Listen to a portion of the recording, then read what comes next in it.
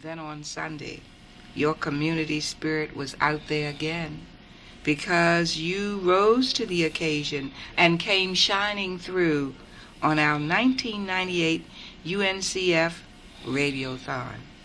The United Negro College Fund Radiothon is one that we've done for the past 16 years, and this was one that we feel you still rose to the occasion. And we did this on powerful WAUG. And you know what? You raised $3,005 in 4 hours. Now, you know that was remarkable. But what was it for? You knew, and we knew. It was for us to financially support our historically African American colleges and universities. And we have two, which are right here in Raleigh, North Carolina. And these two in Raleigh, North Carolina are for us to give at least 75% of our monies to both schools, Shaw University and St. Augustine's College. Now, today we have chosen a very special show, and our theme for this show is learning, earning, and returning. Let me say that again. Learning, earning, and returning. And my special guest this morning is a man who has done just this. He didn't know that that was my theme, but finding out something about him lets me know that he fits the theme to a T. Learning, earning, and returning. Now, we're going to focus on Shaw University this morning. We're going to focus on its history and its legacy. And also, this guest has been a part of Shaw University for many years. And he's sitting in for President Shaw of Shaw University, whose schedule was unable to meet our schedule this time, but he will be coming back on at another time. And we are very pleased that he chose Dr. Colley Coldwin, representing President Talbot O. Shaw. And we're happy, very happy, he sent you today, Dr. Colley Coldwin. Thank you. I'm glad to be here. And welcome to Traces of Faces and Places. Now, before we do start the show, though, Dr. Coldwin, we continue with sharing and caring in the community by making sure that we celebrate all of the marvelous contributions we as African Americans have made in America and outside of America with this special feature on Traces. And it's called our Celebration of African American History Year. Wonderful. All right, and we're going to do this week in review. And community, let's go on down. You who have been a part of this format for a long time know how much information we gain. We stopped last Saturday, which was January 3rd, and we're going to pick up on January 4th, which was this past Sunday. The year is 1787. Prince Hall, founder of the first African-American Masonic Lodge, and others petitioned the Massachusetts legislature for funds to return to Africa. The plan is the first recorded effort by African Americans to return to their homeland. On January 4th, 1935, boxer Floyd Patterson is born in Waco, North Carolina. A gold medal winner in the 1952 Summer Olympic Games in the middleweight class, he will be the first gold medalist to win a world professional title. And on this same date, January 4th, in the year 1985, Congressman William H. Gray is elected chairman of the House Budget Committee, the highest congressional post held by an African American. And on this same date in New York, Leontine Price makes her farewell appearance with the Metropolitan Opera singing the title role in Aida. And now we move to Monday, which was January 5th. The year is 1804. Ohio begins the restriction of the rights and movements of free African Americans by passing the first of several black laws. It is a trend that will be followed in most northern states. And now we move to 1911, January 5th. Kappa Alpha Psi fraternity is founded on the campus of Indiana University by Elder Watson Diggs, Byron Kenneth Armstrong, and 8 others. It will be the first African American fraternity to be chartered as a national organization. On this same date in 1943, Dr. George Washington Carver dies of anemia. He was a pioneering plant chemist and agricultural researcher noted for his work with the peanut, sweet potato, and soybean and soil restoration while at Tuskegee Institute in Tuskegee, Alabama. Now we move to 1948. A commemorative stamp of Dr. George Washington Carver is issued by the United States Service. The posthumously honor bestowed upon the famed agricultural expert and researcher is only one of the many awards he received, including the 1923 Spingarn Medal and membership in the New York University Hall of Fame. And let me say as an added note that by special request, we are looking at giving you an opportunity to visit Tuskegee, Alabama, and see the works of Dr. Booker T. Washington and Dr. George Washington Carver. This will be the second trip in several years that we will make. And we took a bus tour there, stopping in Atlanta, Dr. Martin Luther King's Center, as well as at Tuskegee. And it was marvelous. It was a family tour. And so this summer, we're asking you to start planning right away to see what you can do to enrich yourself historically with 2 great men who made a difference in the South. And now we move to January 6th. The year is 1773. Felix, a Boston slave, and others petitioned Massachusetts Governor Hutchinson for their freedom. It is the first of 8 similar petitions filed during the Revolutionary War. Now on January 6 in the year 1882, Thomas Bowen receives the Congressional Medal of Honor for bravery in 2 New Mexico battles while a sergeant in Troop C, the 9th U.S. Cavalry. The year is 1966, and Harold R. Perry becomes the second African-American Roman Catholic bishop and the first one in the 20th century. We move now to January 6, 1984. Pennsylvania Supreme Court Justice Robert N.C. Nix, Jr. is inaugurated as Chief Justice. The Philadelphia native, former Deputy Attorney General of the state, and 13-year veteran of the court, is the first African American to head a state Supreme Court. And now we move to 1989.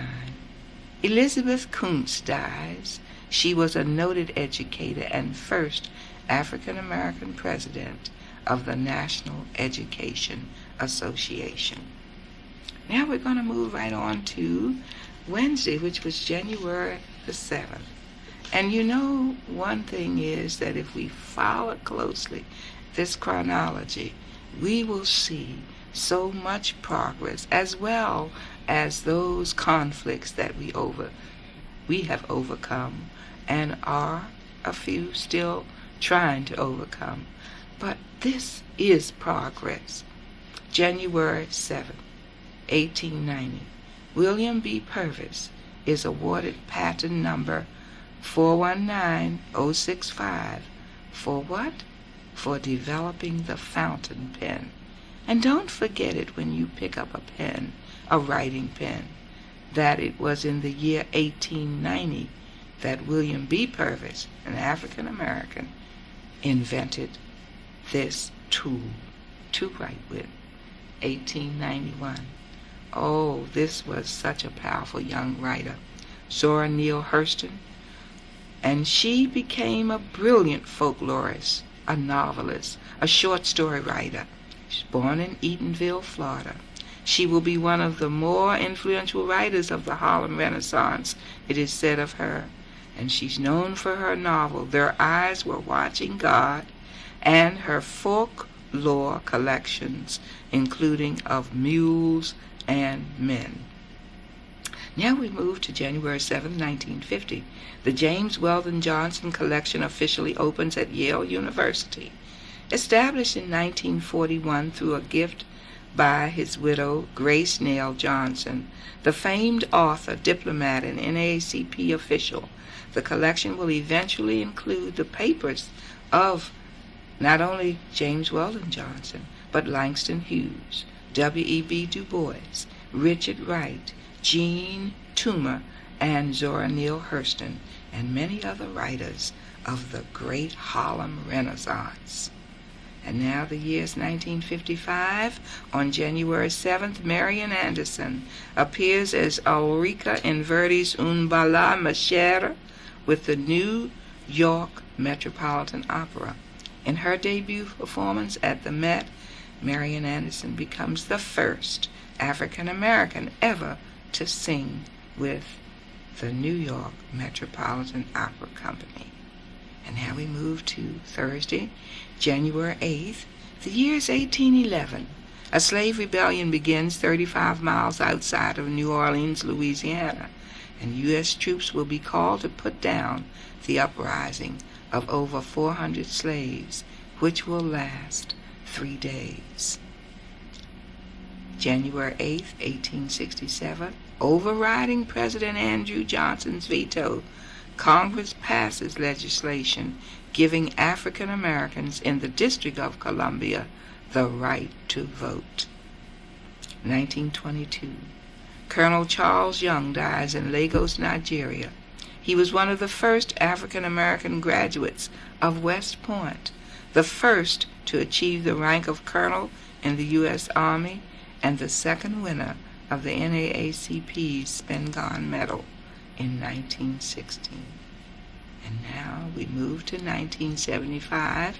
On this same date, the state-owned Alabama Educational Television Commission has its application for license renewal denied by the Federal Communications Commission because of racial discrimination against African Americans in employment and programming. And now we move to yesterday, which was Friday, January 9th. The year is 1866. Fisk College is established in 19 Tennessee, 1866. In 1901, Edward Mitchell Bannister dies in Providence, Rhode Island. Challenged to become an artist after reading a newspaper article deriding African Americans' ability to produce art, he disproved that statement throughout a distinguished art career. And then 1914, on January 9th, the Phi Beta Sigma fraternity is founded at Howard University. 1935.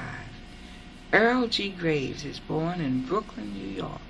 He will become president and chief executive officer of Earl G. Graves Limited and the publisher of Black Enterprise magazine, a successful entrepreneur and one of the strongest advocates for African American business. On January the 9th in 1989, Time Incorporated agrees to sell NYT Cable for $420 million to Comcast Corporation, Linfest Communications, and an investment group led by African American entrepreneur J. Bruce Llewellyn. It is the largest cable TV acquisition by an African American. And now we move to today, Saturday, January 10th. The year is 1768. James Vark is born in Orange County, New York. Racism is in New York City will lead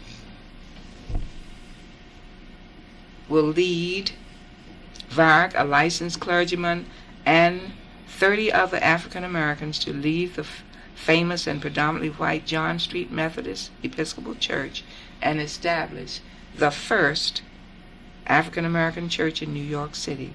He will later become the founder and first bishop of the African Methodist Episcopal Zion Church. And drummer Max Roach is born in Newland, North Carolina, and he will become an influential figure in the development of modern jazz, playing with Charlie Parker, Dizzy Gillespie, and Clifford Browning before forming his own groups in 1950s. 1966, the Georgia House of Representatives refuses to seat African-American legislator Julian Bond, SNCC Communications Director, because of his opposition to the United States involvement in the Vietnam War, but he will be seated almost 1 year later after a legal battle and will eventually have this resolved by the U.S. Supreme Court. That is our Week in Review on celebration of African American History Year. We'll be right back. That's Nueva Manteca, the superb Dutch kubap band led by Jan Lawrence Hartong and featuring special guest artist Brazilian-born trumpeter Claudio Roditi. I'm Gene Parrish. Join us next time on Worldwide Jazz Live from Nick's Cafe. That's Worldwide Jazz, Tuesday at 7 p.m. on 88.9 FM WSHA in Raleigh. All right, we're back with you on powerful WSHA 88.9 on your dial. We're going to give you the numbers for WSHA 88.9 FM, and the numbers are 546 8430, 546 8433. And after our first hour, we're going to ask you, community, to come on and join us and call in and share your thoughts and ask questions of our guests and us. We are going to certainly give you this opportunity, and we're happy to give you this opportunity. But we do want to share with you the information first. And as I said earlier, and welcome Dr. Colley Coldwin here, representing Shaw University's president, Dr. Talbot O'Shaw, I wanted to say that our theme, learning, earning, and returning, is certainly apropos of him. I learned this early this morning when we chatted, but I'm going to let him give you a brief profile of himself and listen up closely. This is a man who is rich in his learning, in his earning, and certainly his returning. Okay, thank you so very, very much. I'm glad to be here. Certainly, Dr. Shaw would be here, except for his very busy schedule and a prior commitment. I'm a Shaw University graduate, yes. And I just love your theme, and it certainly fits what we feel about this wonderful institution and about the educational opportunity. I'm a graduate of Shaw, class of 1966. All right. And had an opportunity to get an early taste of leadership as president of the Student Government Association. All right. I like to think that experience was helpful as I've been able to move into some wonderful kinds of things, including serving in the Peace Corps, United States Peace Corps in Nigeria. All right. Had an opportunity to be involved in some training opportunities at the University of North Carolina, which really is one of these ideas that deals with your theme. At that time, the university was involved in a strike with cafeteria workers and maids. And I was fortunate enough to be involved in providing them training, educational opportunities Wonderful. so that they could Wonderful. move into medical lab assistance professions. Oh, that's wonderful. Dr. And so I'm just kind of excited Yes, to be yes, part of this yes. show today, and certainly to represent our illustrious president, who has done so very, very much in bringing a lot of changes to Shaw Yes. and extending Shaw University's mission to Yes. all over the state. One of the things that I'd just like to say in terms of our background, I just believe that what you're doing in terms of this show, The Traces of Faces and Places, which I think is history personified, is so important to present an opportunity to talk about historically black colleges and universities in general, and about the two that are here in Raleigh, Shaw University and St. Augustine's College, and of course to talk about Shaw's rich history and legacy and all that it has done over the years. And I think that the best way to really kind of conclude this in terms of my background, whatever it is that I've been able to achieve, it started here with Shaw University. Yes. Coming from a poor rural county, Nash County specifically, Shaw University said, you got potential, you got some rough edges, come, let us shape and mold you, let us develop the whole person. It talked even then about character education. It's reflected in the Shaw mission, Yes. Pro Christo e Humanitate, for Christ and humanity. Religion and learning go hand in hand, and certainly I'm a product of and a beneficiary from the Shaw legacy, and very, very, very pleased to have the opportunity as Vice President for Academic Affairs to return and to give something back to this wonderful institution. Well, that is certainly wonderful. You have been in education for quite some time. Yes, I have. It kind of goes back to, I mentioned earlier, when I returned from the Peace Corps in 1968, I had the opportunity to go to the University of North Carolina, believe it or not, as assistant dean of the medical school for training. All right. And that got me involved into the School of Education at the University of North Carolina at a young age at that time. Yes, indeed. And then I've been able to serve in education from the United States Department of Education in Atlanta and in Washington, D.C. I've done some work with and at a number of institutions, Howard University, Marquette, Case Western Reserve, really across the country.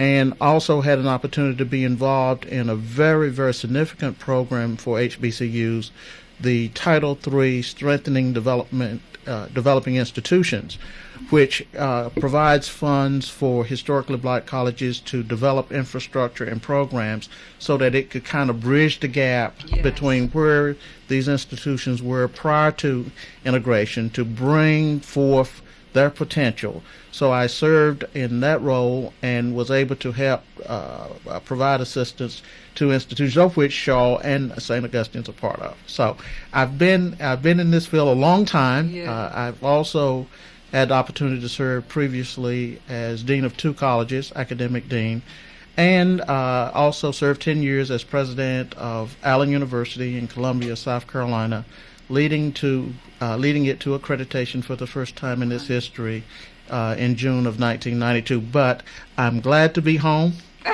and to be at my alma mater, Yes. and to provide some support for the vision which our president has articulated and which we're implementing. Yes, well, you certainly fit the theme to a T, learning, earning, and returning. You know, when we stop and think about these universities and the rich history that comes through what we know about it, being a part of this community ourselves, where Shaw resides, and certainly so many during that period of time when it was first held in view to be a school to teach those who would teach our children. And it's so rich in history. When you track back, you know, I've done a little research on Shaw over the years. We have in our book by a friend of mine who is a historian, Wake, capital county of North Carolina, Elizabeth Reed Murray. We call each other the other Mrs. Murray. But wonderful. she is former wife of is the wife of one of our mayors, our former, by that I mean, she is now married, but the thing that encouraged me so much is that this woman did a lot of research on a community in which I live, Method, Oberlin, and all of these communities. But she also included everything in this county. And Shaw University was a very important piece of Wonderful. this. And in this part one, looking at higher education, she mentions that Shaw, of course, and St. Augustine's College came along, and we're talking about after slavery, after we were supposed to be freed, in 1865 for Shaw and 1867 for St. Augustine's College. She begins to tell us about Dr. Henry Martin Tupper, the founder of the Yes. school and all that, and coming out of Massachusetts and how he started. And she really expresses to us that the interest was so great in our people getting this higher education that so much was done. And there were Yes. people who made contributions to this. And that Shaw University was the first, well, it was among the first in the South, but it was the first in the country that had a school for women. Yes, Estes absolutely. Hall is represented here. And the history is, we're standing right here looking at history, walking past it every day. And I think that certainly needs to be expressed and appreciated. Go right Yeah, ahead. I certainly agree. In fact, 1865, Shaw is the third oldest historically black college in the country. Yes. And obviously, as you mentioned, has always been at the forefront of providing opportunity.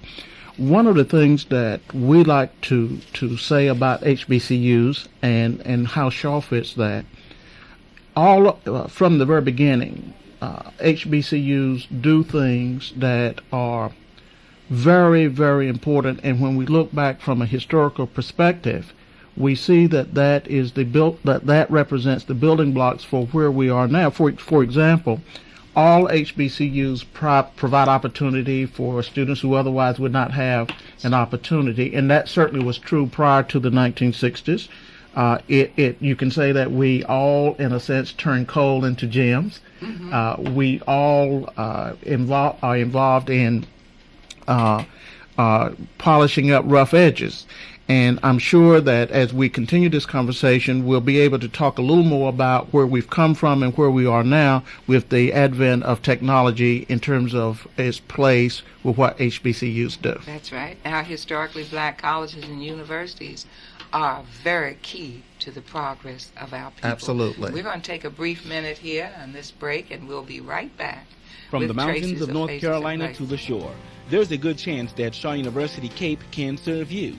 Through its Center for Alternative Programs of Education, CAPE, Shaw University offers a flexible way for people with full-time demanding work schedules to obtain an undergraduate degree.